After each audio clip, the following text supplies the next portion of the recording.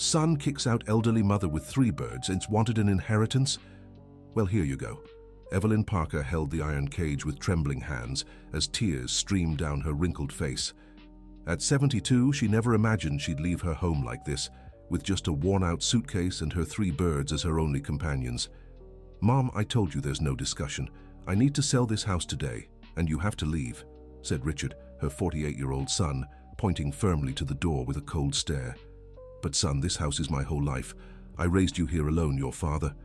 "Enough with the sentimental talk," Richard interrupted, running a hand through his thinning hair. "You know damn well I'm broke. The new business I started went under, and now the creditors are breathing down my neck. This house is the only thing that can save me." Evelyn looked at the 3 birds in the cage. The little yellow one, Sunny, chirped softly, as if understanding the sadness of the moment. The other 2, Emerald and Bluebell, stayed quiet on their perch, feathers ruffled with nerves. "Richard, my son, listen to me. These birds were the last gift your father gave me before he passed. They're all I have left of him. And this house—" "Mom, enough!" Richard shouted, slamming his fist on the kitchen table. "He died 15 years ago. 15! You need to stop living in the past. I need money now, today, or I'll lose everything I've built." The elderly woman picked up her worn brown leather suitcase and walked slowly to the door. Her footsteps echoed on the wooden floor she had polished hundreds of times over the years. "Where will you stay?" Richard asked, his tone slightly less harsh but still firm. "I don't know, son, I don't know." Evelyn opened the door of the home she'd lived in for nearly 50 years. The cold January wind in New York cut her face like a blade. She pulled her beige sweater tighter over her thin shoulders and stepped onto the sidewalk for the first time as a homeless woman. Dorothy, the neighbor next door, watched everything from her kitchen window. The 67-year-old couldn't stand by after seeing that scene. She rushed to the gate and called out to Evelyn. "Evelyn, dear, come here. What's going on?" "Oh, Dorothy." Evelyn sighed deeply. "Richard kicked me out.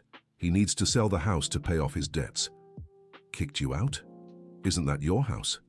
"It's been in his name for about 10 years. Back then, he said it was better for tax reasons. I trusted him." Dorothy shook her head, furious.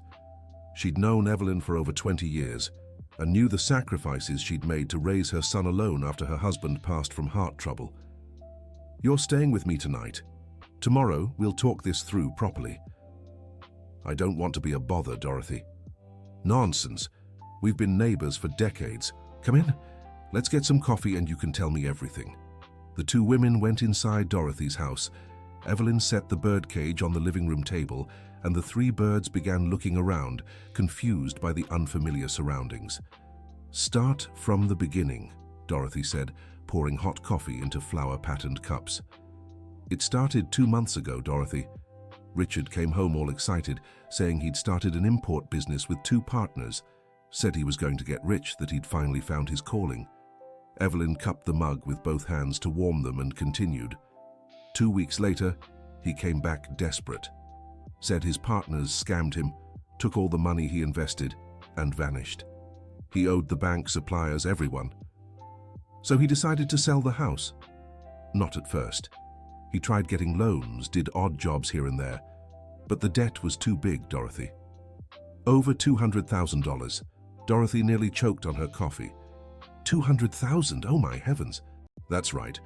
Then last week, a real estate agent showed up at our door, said he had a client, a builder, interested in a house on our street.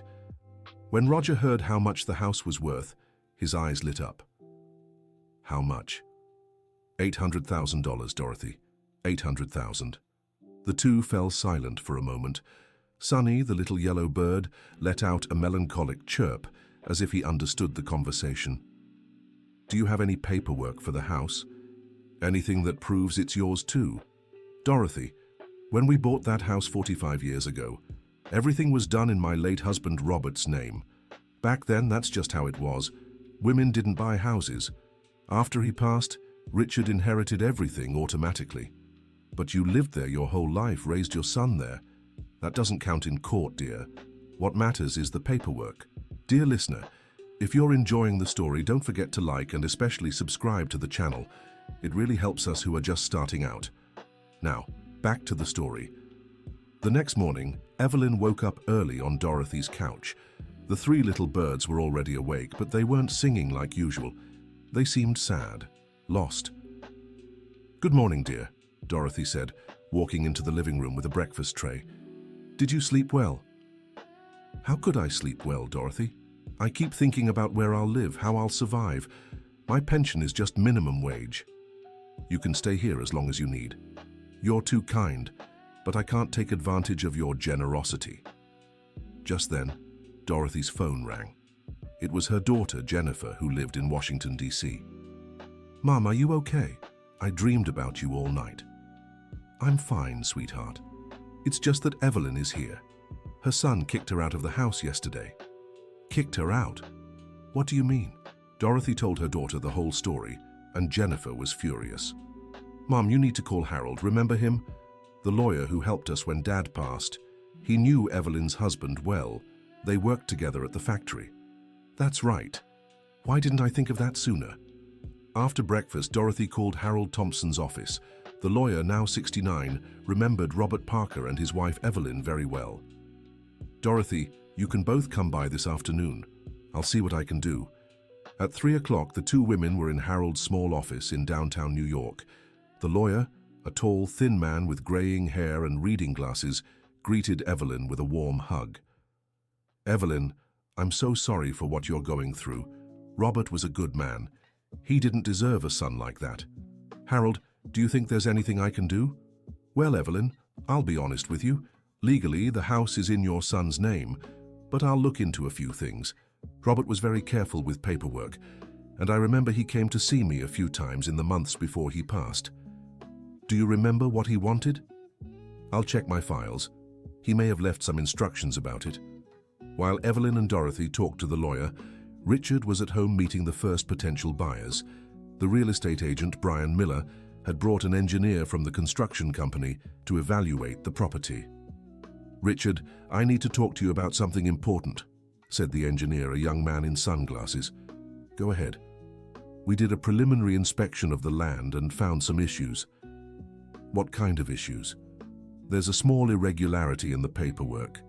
It seems that years ago there was a change in the lot division that wasn't properly recorded." Richard felt his blood run cold. "What does that mean?"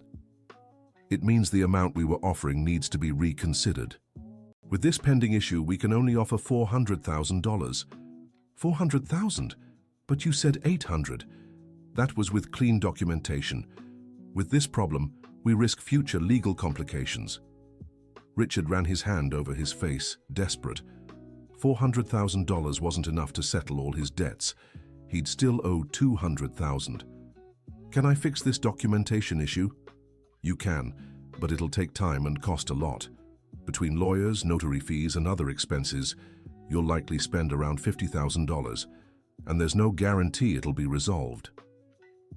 After the construction company employees left, Richard stood alone in the empty house. He'd sold most of his mother's furniture during the week to pay off some smaller bills. The living room where the floral sofa Evelyn had loved so much once stood now bore only marks on the wooden floor. He walked to his mother's bedroom. The bed was still there, but the old wardrobe had been sold. On the dresser, a few small perfume bottles Evelyn used, and a framed photo of his parents' wedding remained. Richard picked up the photo and stared at it for several minutes. His parents looked so happy that day. His father, young and strong in a dark suit, and his mother, beautiful in her simple white dress. They were barely in their 20s, with their whole lives ahead of them. A tear rolled down Richard's face. He tried to push away the guilt rising in his chest. "I have no choice," he murmured to himself. "It's her or me." The next day, Evelyn received an unexpected call. It was Dr. Harold. "Evelyn, you need to come here right away. I found something very important in your husband's files." "What is it, doctor?" "I'd rather discuss it in person. Can you come now?" Evelyn and Dorothy hurried to the lawyer's office. When they arrived, Dr. Harold had an old folder open on his desk.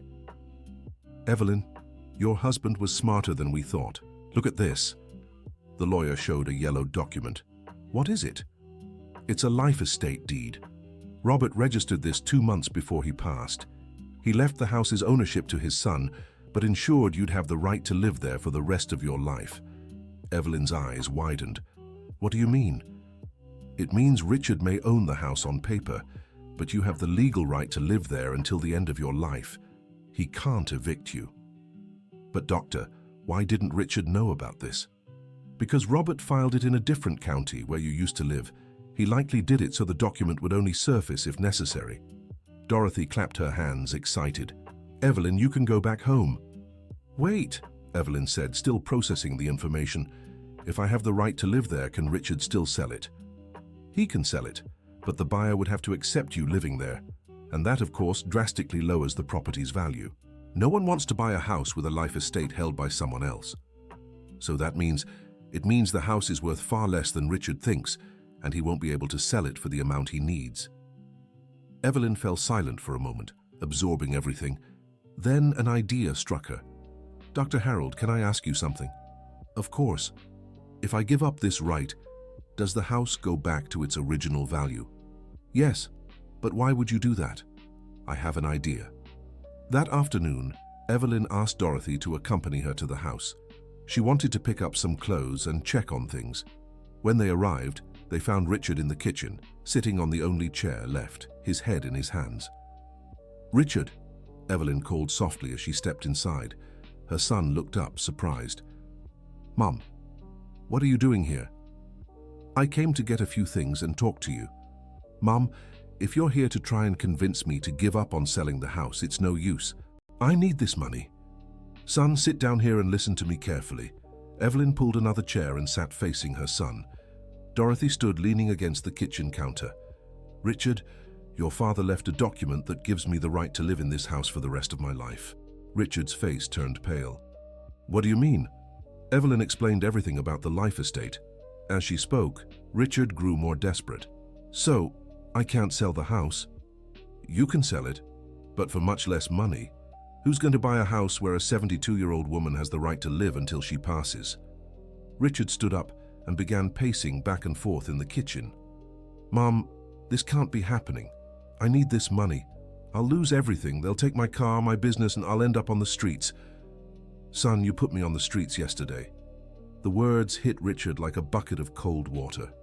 He stopped pacing and looked at his mother.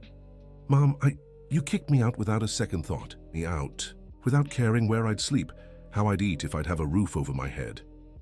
Tears welled up in Evelyn's eyes. I raised you alone, Richard. I worked 3 different jobs to put food on our table after your father passed. You never lacked for anything. Never.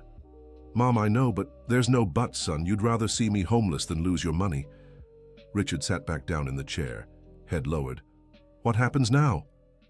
That depends on you, Evelyn said firmly. What do you mean? I can give up my right to the house. I can sign a document renouncing the life estate. Richard's eyes flickered with a glimmer of hope. You'd do that? I would. But I have conditions. What conditions? Evelyn took a deep breath before speaking. First condition, you'll treat me with respect. No more yelling or speaking badly to me. Fine. Second condition, we'll both go to family therapy. You'll figure out why you treat your mother the way you do. Richard grimaced. Mom, that's nonsense. It's my condition, take it or leave it. And the third, you'll give me $50,000 from the sale of the house. 50,000? Mom, but it's so I can buy a small apartment and live with dignity. It's little compared to everything I've done for you in my life. Richard fell silent, thinking. Even after 50,000, there'd still be 350,000 left from the sale, enough to pay off his debts and start over. I accept, he finally said. Then let's get the paperwork ready. Dear listener, if you're enjoying the story, don't forget to like and especially subscribe to the channel. It helps us a lot as we're just starting out. Now continuing. A week later, Evelyn and Richard were in the office of family therapist Dr. Sarah Wilson. She was a middle-aged woman with short brown hair and a warm smile. So, you're here because you've been through a difficult situation recently, Dr. Sarah said. That's right, Evelyn replied. My son kicked me out to sell the house and pay off his debts. And how do you both feel about that now? Richard shifted uncomfortably in his chair. I feel guilty, but I also felt pressured. I was desperate about the debts. And you, Mrs. Parker? I feel hurt, very hurt. I sacrificed my whole life for my son, and when he had to choose between money and me, he chose money. Dr. Sarah made a few notes on her pad. Richard, tell me about your childhood. Normal, I guess. My mum worked a lot. My dad was a construction worker, but he passed when I was 15. How did you feel about your mother working so much? Alone. She'd leave early in the morning and come back at night. Sometimes she worked weekends too. Evelyn looked at her son, surprised. Son, I worked to support us. I didn't have a choice. I know, Mom. But I was a child. I didn't understand that. And how was your relationship with your father? Asked the psychologist. My dad was my hero. He'd come home from work and play with me, teach me things. When he left, it felt like my world collapsed. Tears began forming in Richard's eyes. And after he left, how was your relationship with your mother? It got harder. She was away from home even more. And when she was home, she was always tired, always worried about money. Evelyn felt her heart tighten. Richard, I did what I could. It was so hard supporting a household alone. I know, Mom. I understand now. But back then, I felt like you had no time for me. Dr. Sarah intervened. Richard, do you think this childhood feeling of abandonment affects how you treat your mother today? Richard grew thoughtful for a moment. Maybe. Sometimes I feel angry at her, even knowing she wasn't to blame for anything. And you, Mrs. Parker, how do you feel hearing this? I feel guilty. Maybe I should have found a way to spend more time with him. You did what was possible in that situation, said the psychologist. But it's important for both of you to understand that your feelings are valid. Richard had every right to feel abandoned, even if Mrs. Parker wasn't at fault. The session lasted an hour and was very intense for both. When they left the office, they walked silently to the car. Mum, said Richard once they were inside. Yes, son? I'm sorry for yelling at you last week and for kicking you out of the house. You're forgiven, son. But promise it won't happen again. I promise.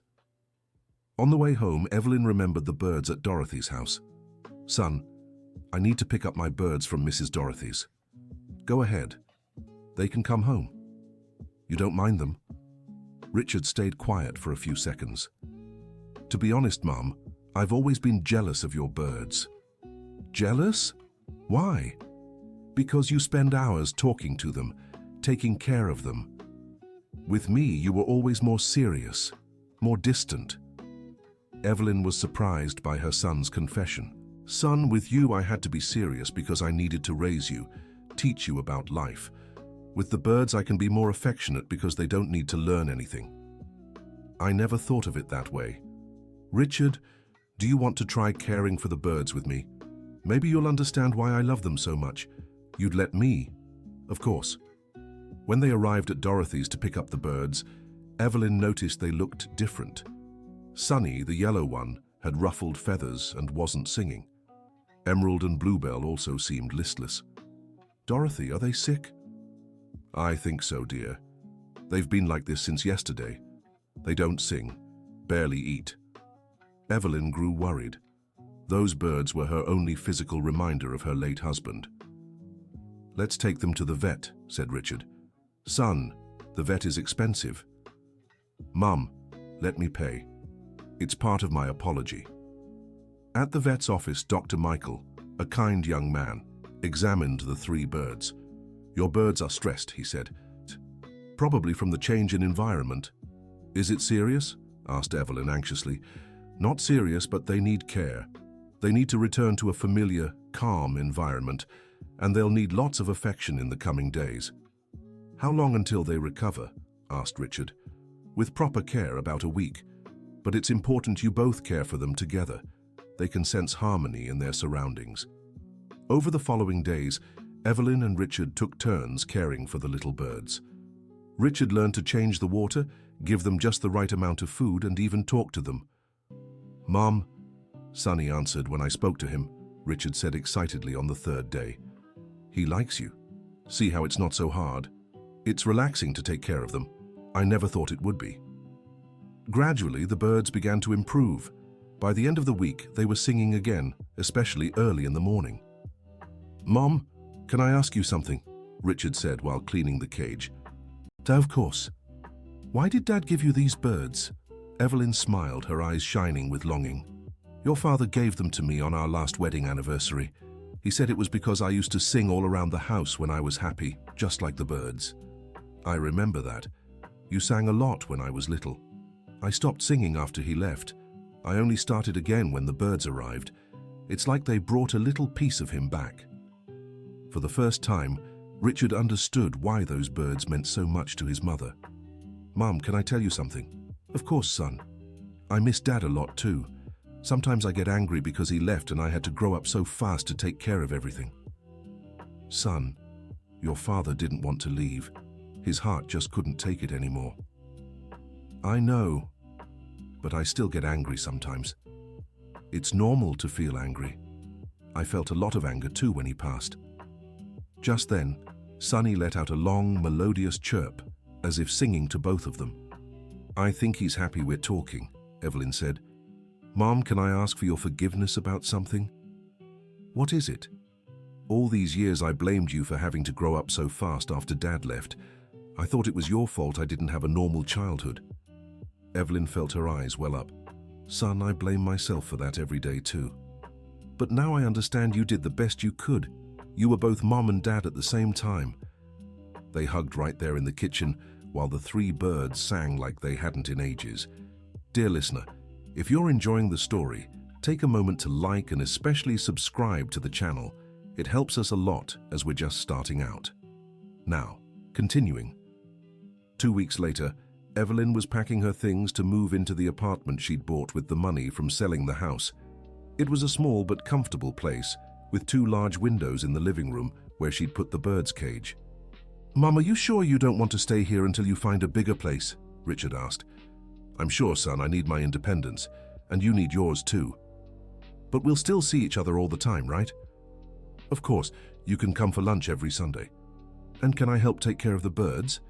"You can. In fact, I have a surprise for you." Evelyn went to her room and returned carrying a smaller cage with just 1 bird inside, a young yellow canary similar to Sonny. "What's this?" Richard asked, surprised. "It's for you. Dr. Michael said it would be good for you to have your own bird. This one's name is Goldie." "Mom, you didn't have to..." "Yes, I did. Now you'll understand why I talk to them so much." Richard took the small cage and looked at the bird, who watched him curiously. "Hi, Goldie. I think we're going to be friends." The bird chirped softly, as if replying, "Mom, thank you. I'll take good care of him." On moving day, several neighbors came to help Evelyn take her things to the new apartment. Dorothy, of course, was there directing everything. "Evelyn, are you sure you'll be okay alone in that apartment?" "I'll be fine, Dorothy, and I won't be alone. I have my 3 little birds, and Richard comes to visit me often, and if I need anything, I'll call you right away." When everything was settled in the new apartment, Evelyn sat in the living room armchair and looked around. It was different from the house she had lived in for almost 50 years, but it had a cozy feel. The birds were in the large cage near the window, singing and seeming happy with their new home. "What do you think, boys? Will we be happy here?" Sonny answered with a long, melodious chirp. That night, Evelyn called Richard. "Son, how's Goldie doing?" "He's fine, Mom. Actually, I have some news to share." "What news?" "I got a new job. I'll be working at a logistics company. The pay is good, and the work is honest." "That's great, son. I'm proud of you." "And Mom, there's something else. Go on." "I want to keep going to therapy. I think it's really helping me." "I'm glad to hear that." "Mom, can I ask you something?" "Of course. Do you forgive me for everything I did? For kicking you out of the house, for yelling at you, for being such an ungrateful son all these years?" Evelyn felt her eyes fill with tears. "Son, I forgave you a long time ago. A mother always forgives. I love you, Mom. I love you too, son." 3 months later, Evelyn had fully adjusted to life in the new apartment.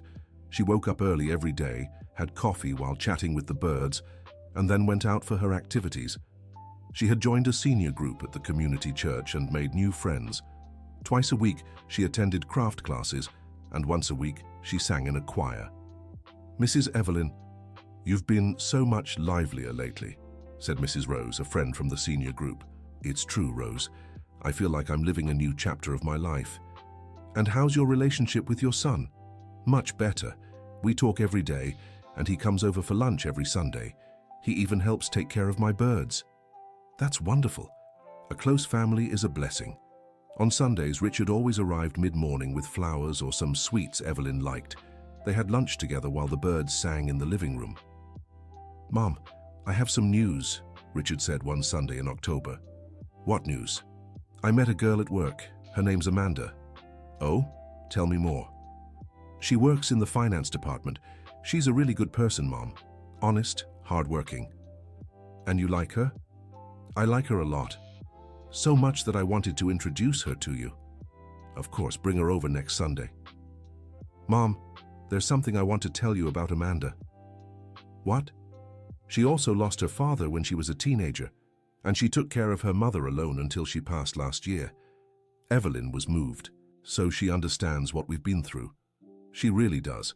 And when I told her our story, she said she really wants to meet you. The following Sunday, Richard arrived with a young brunette woman with kind eyes and a shy smile. "Mom, this is Amanda."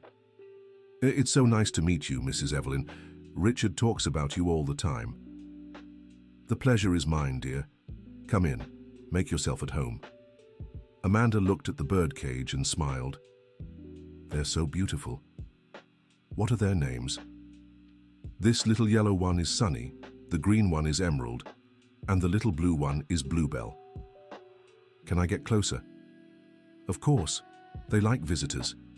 Amanda stepped near the cage and started talking softly to the birds. To everyone's surprise, Sunny responded with a series of chirps.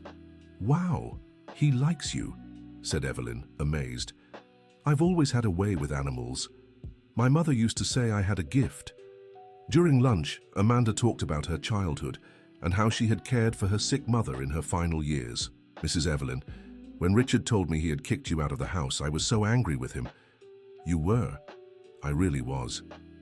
I told him he was ungrateful and didn't deserve a mother like you." Richard laughed awkwardly.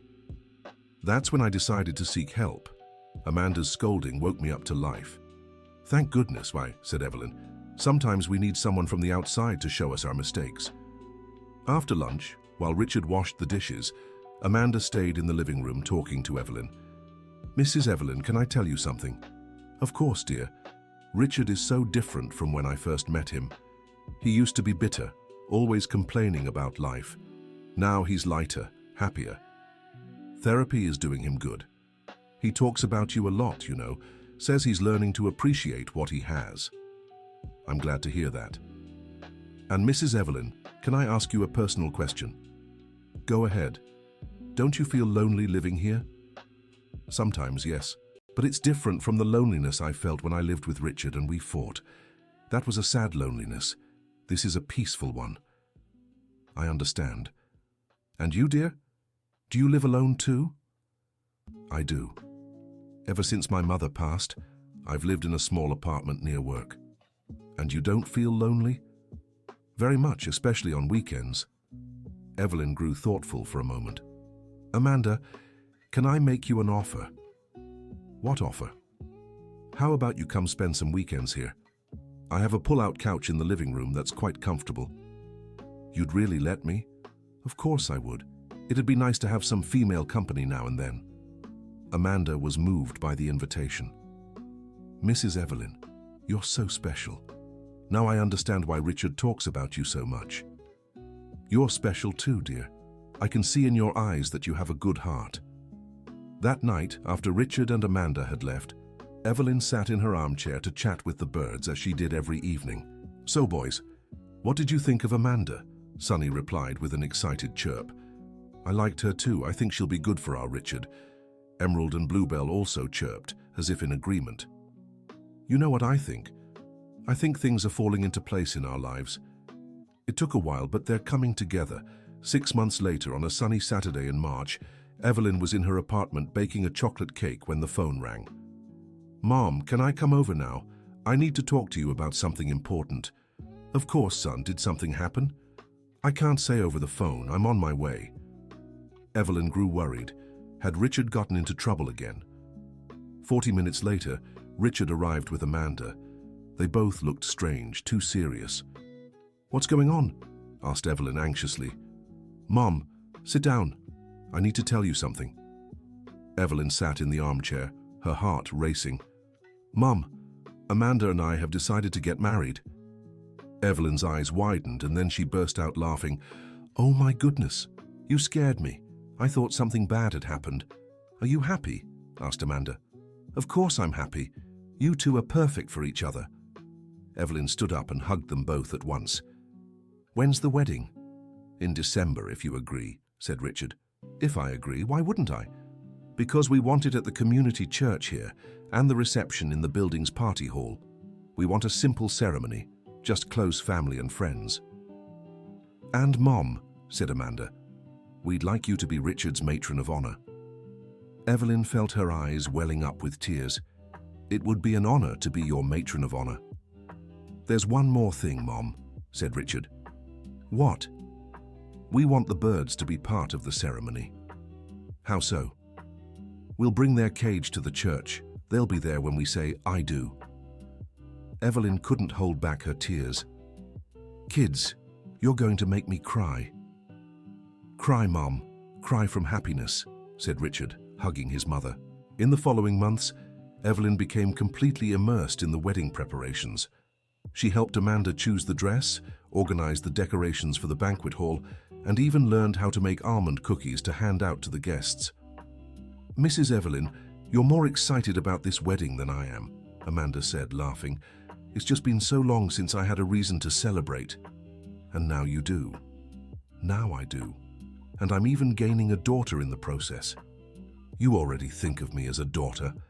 Since the very first day you stepped into this house."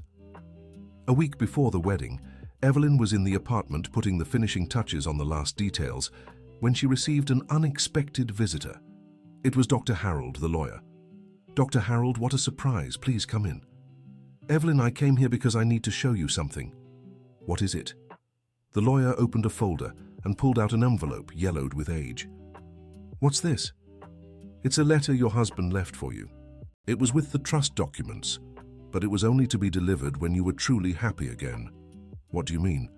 "Robert asked me to watch over your life from afar. When I knew you were genuinely happy, I was to give you this letter." Evelyn took the envelope with trembling hands. Written on the outside was, "To my dear Evelyn, when she smiles for real again." "Can I read it now?" "Of course.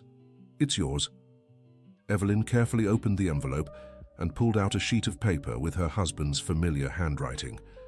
"My dear Evelyn, if you're reading this letter, it means you've overcome all the hardships and found happiness again. I know it wasn't easy raising our son alone, but I always knew you were strong enough for it. I also know Richard may have given you trouble. He's always been stubborn, just like his father. But deep down, he has a good heart, just like his mother. I hope the two of you have learned to understand each other and stand together as a family should. The little birds I gave you were chosen with great care. They represent our family, you, me, and Richard. The yellow one is you, always singing and brightening the house. The green one is me, always present even when I seem quiet. And the little blue one is our son, sometimes rebellious but always a part of us. Take good care of them, my love, and take good care of yourself. I love you forever, Robert." Evelyn finished reading the letter with tears streaming down her face. Dr. Harold handed her a handkerchief. "He knew one day you two would reconcile," the lawyer said. "He was always very wise. And now, how do you feel?" "I feel whole. For the first time in 15 years, I feel whole." On the wedding day, Evelyn woke up early and went to tend to the little birds. They seemed restless, as if they knew it was a special day. "Today is a very important day, my dears. Richard is getting married, and you'll be there." Sunny chirped excitedly as if in agreement. By 4 in the afternoon, the community church was full of friends and neighbors. Evelyn sat in the front row with the bird's cage beside her. She looked beautiful in a navy blue dress and a bouquet of white flowers. When the music began and Amanda walked down the aisle, the three little birds started singing in unison. It was the most emotional moment of the ceremony. "Excuse me?" the priest said, smiling. "I think our special guests want to join in too." The whole church laughed and applauded. When Richard and Amanda said "I do," the birds sang even louder, as if celebrating along with them. After the ceremony at the building's banquet hall, Evelyn gave a heartfelt speech. "I want to thank everyone here today. A year ago I was alone and sad. Today I'm surrounded by people I love and who love me. Richard, my son, I forgave you a long time ago for everything that happened. And today, seeing you happy with Amanda, I know everything we went through was worth it. Amanda, my dear daughter, thank you for bringing joy back into my son's life, and thank you for accepting me as family. And you, my precious little birds," said Evelyn, looking at the cage, "thank you for teaching me there's always a reason to sing, even on the hardest days." The whole party applauded, moved. Later, as the party was winding down, Richard approached his mother. "Mum, can I ask for your forgiveness one more time?" "Son, you don't need to ask anymore. It's all forgiven." "But I do, because only today did I fully understand what I did to you." "What did you understand?" "I realized that when I kicked you out of the house, I wasn't just kicking out my mother. I was kicking out my history, my childhood, my memories. I was kicking out everything that made me who I am." Evelyn hugged her son tightly. "But now you understand, and that's what matters." "Mom, can I promise you something?" "What?" "I promise I'll take care of you for the rest of my life. The way you took care of me. Son, you don't need to take care of me, you just need to love and respect me. That I promise forever." 2 years later, Evelyn was in her apartment when the doorbell rang. It was Amanda, with special news. "Mrs. Evelyn, I have something to tell you." "What is it?" "I'm pregnant," Evelyn screamed with joy and hugged her daughter-in-law. "Oh my God, I'm going to be a grandma." "Yes, you are. And Mrs. Evelyn, the baby is due in September." "Does Richard know yet?" "Not yet, I wanted to tell you first." "Why?" "Because I want you to be the baby's godmother too." Evelyn burst into tears. "Of course I accept. It would be the greatest honor of my life." That night, when Richard got home from work, Amanda shared the news. He was so emotional he immediately called his mother. "Mom, you're going to be a grandma." "I already know, son. Amanda told me everything." "Mom, are you happy?" "I'm over the moon with joy." "And Mom, have you thought of a name yet?" "Not yet. But if it's a girl, how about Roberta, in honor of Grandpa? And if it's a boy?" "Robert, of course." During Amanda's pregnancy, Evelyn split her time between caring for her daughter-in-law and preparing for her grandchild. She knitted blankets, booties, and little hats with all the love in the world. The birds also seemed to sense something special was happening. They sang more than ever, especially when Amanda visited Evelyn. "Mrs. Evelyn, I think they know I'm having a baby," Amanda said, rubbing her 6-month belly. "They do. Birds feel these things." "And how do you feel about becoming a grandma?" "I feel young again. It's like life is giving me a second chance at happiness." In September, on a spring morning, Amanda went into labor. Evelyn was at the hospital with Richard, waiting anxiously. "Mom, are you nervous?" Richard asked. "Nervous and happy at the same time." "Me too." At 2 in the afternoon, Roberta Parker Miller was born. A beautiful baby girl with big eyes and lots of hair. "Can I see my granddaughter?" Evelyn asked, emotional. "Of course, Grandma," the nurse said, placing the baby in Evelyn's arms. "Hello, my love. I'm your Grandma Evelyn. I've been waiting for you for so long." The baby opened her little eyes and looked straight at Evelyn, as if recognizing her. "Look, she's staring at you," Richard said. "She knows I'm her grandma." When Amanda was discharged from the hospital, she went straight to Evelyn's apartment to spend the first few days. The house came alive with the baby's presence. "Mrs. Evelyn, thank you for taking care of us like this." "Don't mention it, dear. This house was too quiet. Now it's full of life again." "And the birds? Aren't they bothered by the baby's crying? On the contrary, they sing even more. It's as if they're happy too. A week later, something unexpected happened. Evelyn was changing her granddaughter's diaper when Sunny the yellow bird began singing a different tune. It was a lullaby Evelyn used to sing to Richard when he was a baby. "Amanda, come see this." "What is it?" "Sunny is singing the song I used to sing to Richard when he was little."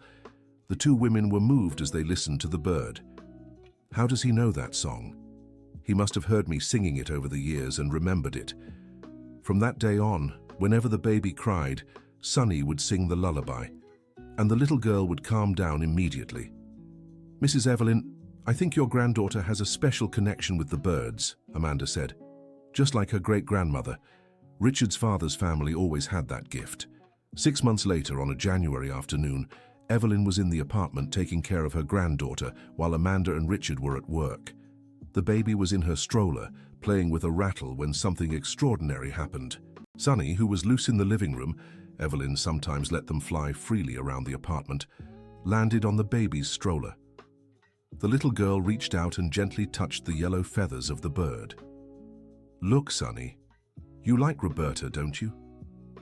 The bird sang softly as if responding. "You know, Sunny, when you first came into our home, I was very sad. I missed Grandpa Robert and felt so alone. But you and your little siblings kept me company all these years." The baby babbled something as if she understood the conversation. "Now we have one more person to love, and when Roberta grows up, you'll teach her to sing, just like you taught her daddy." At that moment, Emerald and Bluebell also flew to the stroller and perched on the edge. The three birds began singing in harmony, while the baby clapped her hands, enchanted. "A complete family," Evelyn murmured, tears of happiness in her eyes. When Richard and Amanda came home from work, they found Evelyn sitting in the armchair, her granddaughter in her lap, and the three birds perched on the armrest. "Mom, what a beautiful scene," Richard said.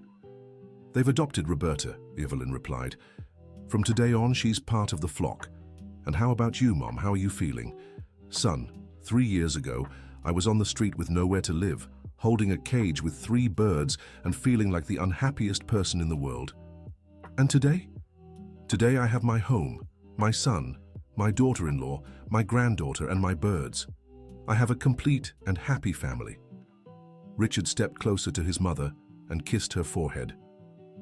"Mom, thank you for forgiving me. Thank you for never giving up on me." "Son, a mother never gives up on her children. She may argue, she may get hurt, but she never gives up. And thank you for teaching me what real love is." "What do you mean?" "Before I only knew how to love with conditions. I loved you if you did what I wanted. Now I've learned to love without conditions, just like you've always loved me."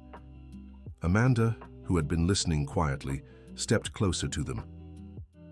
"Mrs. Evelyn, thank you for teaching us what a real family is. Sweetheart, you're the ones who gave me a real family again." That night, after Richard and Amanda went home with the baby, Evelyn sat in her armchair for her daily talk with the birds. "So, boys, what a wonderful day it was today, wasn't it?" The 3 birds chirped excitedly. "Did you see how much Roberta liked you? She'll grow up knowing you, just like her daddy did." Sunny flew to Evelyn's shoulder and gently pecked her earlobe, as he always did when he wanted to show affection. "You know, Sunny, sometimes I wonder what would have happened if Richard hadn't kicked me out of the house that day." The little bird tilted his head, as if listening carefully. "I don't think we ever would have truly understood each other. Sometimes we need to go through hardships to appreciate what we have." Emerald and Bluebell also flew close to Evelyn, as they always did during their evening talks. "You know I love you, right? You were my salvation when I needed it most. When everyone abandoned me, you stayed by my side." The 3 little birds sang together, as if answering that they loved her too. "And now we have a big, happy family. We have Richard, who learned to be a better son. We have Amanda, who's like a daughter to me. And we have Roberta, who will grow up surrounded by love." Evelyn got up from her armchair and went to the window to gaze at the stars. "Robert, my love, if you're looking down at us from above, you must be proud. Our son has become a good man, and our family has grown. The birds flew back to their cage and settled on their perches to sleep. Good night, my darlings. Tomorrow is a new day, full of new joys. The end of the story. Now tell us, dear listener, what did you think of this story? Do you believe Evelyn made the right choice by forgiving her son? Share your honest thoughts in the comments, and if you have a similar story to tell, we'd love to hear it. Don't forget to like this video, and most importantly, subscribe to the channel so you won't miss other touching stories like this one.